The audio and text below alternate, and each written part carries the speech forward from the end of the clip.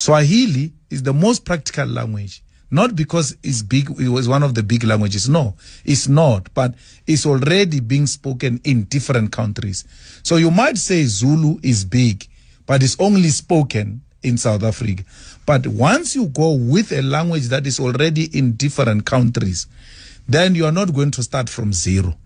Hence, we've made a call as also EFF. Very similar to Nguni languages, yes. By the way.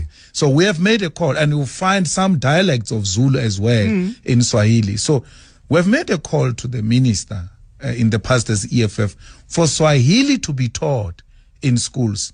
And once we start teaching Swahili as South Africa, then we'll be able to call all of African continent to start teaching Swahili.